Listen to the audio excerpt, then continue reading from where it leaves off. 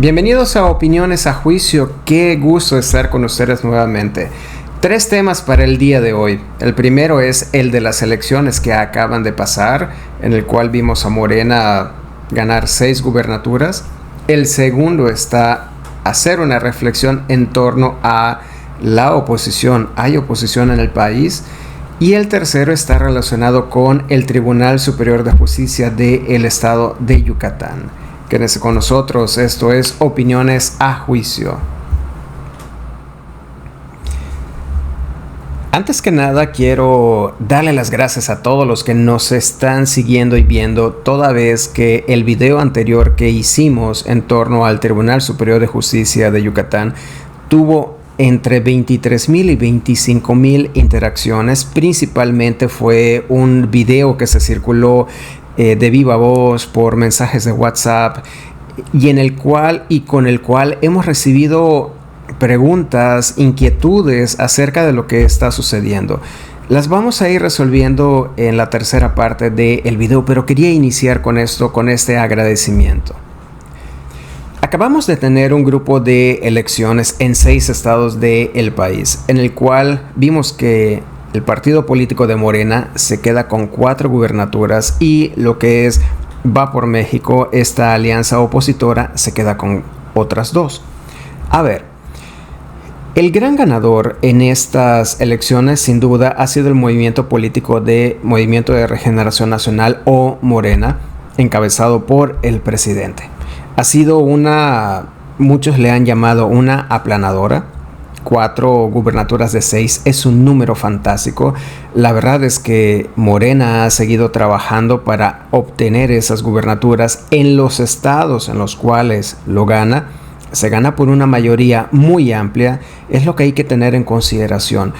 Se gana por una mayoría apabullante y en la cual es difícil inclusive el decir que se pueda impugnar estas elecciones. Creo que no queda mayor duda de que en los estados, cuando se ganó bien y se ganó además de forma apabullante. ¿Por qué gana Morena en esos estados? En primer lugar, se sigue la imagen del presidente. Existe un gran descontento por lo que es la actuación de los partidos políticos. También hay que entender la ausencia de liderazgos por parte de la oposición. Y también el gran apoyo que existe por parte de la presidencia hacia estas gubernaturas. Es innegable que existen apoyos, podríamos llamarle cierto clientelismo o ciertas políticas clientelares también que se han dado en torno a estos programas de asistencia social en los que se van generando conforme se hizo anteriormente con programas también por parte de Acción Nacional o por parte del propio PRI que se han seguido desarrollando. Sí, a todas luces es visible que se sigue practicando esto. Sin embargo, se va a tener actualmente a 9 gobernadoras, se va a tener más de 20 estados gobernados por Morena, lo cual genera una reconfiguración política del país muy importante, que también hay que tener en consideración algo. Cuando se habla de que hay una aplanadora, hay que entender 2 números que son significativos. 1, el abstencionismo reinó en estas elecciones. Estamos hablando de una participación política en algunos sectores menores al 40%. Es decir, hay una gran cantidad de personas que no salieron a votar o que la elección en sí no les interesó y no les importó. ¿A quién sí le importó? Y ese es el otro número también fundamental, a el grupo de Morena. Y entonces es aquí donde se tiene que analizar. Morena está alcanzando ya su cuota máxima, no así lo que son los grupos de oposición. Entonces, si combinamos un grupo de voto duro junto con lo que es el clientelismo, junto con lo que es la máquina y la aplanadora de la presidencia que juega a favor de esos partidos políticos y el descontento, tenemos que es un voto duro que está saliendo a estas elecciones. Ahora, ¿tenemos en el país una oposición o grupo opositor? Lo tenemos de facto. Tenemos a 3 grupos que no estaban destinados a aliarse entre sí, que son totalmente opuestos de origen. Son ideologías que no deberían de coincidir. Por el contrario, son ideologías que están en contradicción. Estos 3 grupos que conforman la alianza Va por México, PRI, PAN, PRD, se encuentran trabajando en conjunto desde hace 2 años aproximadamente en una coalición perversa, en una coalición sin, podríamos llamarle sui generis, por decirlo menos, toda vez que están trabajando en conjunto, tratando de ser una oposición en contra de lo que está generando el partido actualmente hegemónico en el país, que es Morena. Ahora, esta oposición no lo está haciendo de forma efectiva. No está logrando convencer a la ciudadanía de unirse o de votar por los candidatos de los partidos que la conforman. Tampoco está logrando generar nuevos liderazgos, y lo que son las corcholatas, como podríamos denominarle a los candidatos de la oposición, son muy débiles y desafortunadamente no se están generando nuevos cuadros ni se están generando nuevas oportunidades para que otros sectores puedan tener voz. Son grandes grupos corporativistas, son grandes grupos de empresarios, son grandes grupos que no están soltando los pocos espacios de poder que aún les quedan, derivado de otras glorias que tuvieron. Entonces, esta falta de regeneración, esta falta de acercarse a la ciudadanía o siquiera de poder saber cuáles son las ideas que tienen, están haciéndole el favor al Movimiento de Regeneración Nacional. Y entonces es cuando vemos que esta alianza tan sui generis pues no ha logrado calar ni mostrarse como la verdadera oposición a lo que sería el poder actualmente.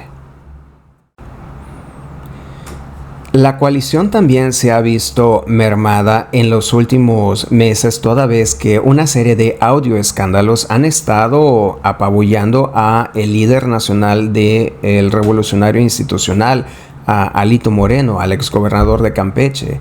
Y en estos audios se escuchan presuntamente se escuchan situaciones relacionadas con actos que a la ciudadanía le calan y le impactan. Hace poco hubo una reunión con los expresidentes de este partido político donde le hacían ver a este dirigente nacional que, para empezar, tiene copados a todos los cuadros que son solamente de un movimiento, el suyo, el que está prevaleciendo, que no existe apertura, que no existe diálogo, que el movimiento territorial está siendo mermado, y además que la alianza que tienen se está viendo perjudicada por este tipo de audios. En uno de los mensajes que ha lanzado ha dicho que no va a renunciar. Se celebra por Morena el que se quede, toda vez que el quedarse implica, curiosamente, que muy posiblemente va a seguir perdiendo votos si no logra revertir esta situación a la brevedad posible. Entonces, sumando todo esto, tenemos una oposición en México. Creo que la tenemos de nombre, y desafortunadamente se están perdiendo tiempos valiosos y se están perdiendo también, en dado caso de que así lo estuvieran planeando, el acercamiento a la ciudadanía para que puedan tener una estrategia profunda. Como les comentaba al inicio del video, el video que tuvimos grabado hace unas semanas ha sido circulado enormemente a través del WhatsApp, a través de réplicas de Facebook, y ha sido un enorme placer el ser el primer y único medio que tocó el tema desde el inicio. toda vez que lo que estamos viendo actualmente es una situación de silencio abismal. Es brutal el silencio, es brutal el cómo grandes sectores de la sociedad callan ante esta situación. Estamos viendo cómo organizaciones no están opinando sobre el tema ni a favor ni en contra. La reforma que hubo al Tribunal Superior de Justicia del Estado de Yucatán es muy importante en cuanto a contemplar el aumento de magistrados, en cuanto a contemplar el aumento del número de juzgados que hace falta enormemente. No hay que olvidar que hace unos años, por el contrario, se estaba buscando que el número de juzgados disminuyera. Uno de los magistrados que acaba de salir, curiosamente, estuvo pugnando por una reducción de costos y por una reducción de estos juzgados. Es bueno que existan estos aumentos, toda vez que aunque la justicia, entendida como una práctica de juzgado, entendido como una situación de tener que acudir a esas autoridades, a esos funcionarios, es necesario que exista un acercamiento físico a la población, sobre todo por las grandes distancias que hay en el estado de Yucatán. Ahora, lo que comentaba hace un momento en torno a la falta de discusión de este tipo de reformas, la falta de discusión de los perfiles que se terminaron seleccionando y la falta de este parlamento abierto que debe de imperar actualmente al tomar decisiones de este tipo por el Congreso de Yucatán, dan mucho que pensar en torno a lo que está. El Parlamento abierto es una figura que se encuentra contemplada en la ley de gobierno del Congreso de Yucatán. Es una figura que, aunque difusa, se tiene que aplicar y se tiene que pensar en cómo hacer que la ciudadanía pueda tener una voz y una opinión buena, válida y que permita sobre todo la discusión de hacia dónde queremos que este gran tribunal vaya y sobre todo de quiénes son las personas que queremos que estén allá. Esa es la razón por la cual se instaura la figura del Parlamento abierto, toda vez que aunque exista un grupo de diputados, se debe de tomar en consideración a nosotros, a la ciudadanía, para poder conformar gobierno. Y eso es lo que en este caso está haciendo falta. La voz de los grandes sectores que podemos opinar. En este programa, por ejemplo, los que lo conformamos, discúlpeme, pero creo que estamos más que capacitados para poder dar una opinión, no solamente por una parte política, sino también por una parte académica.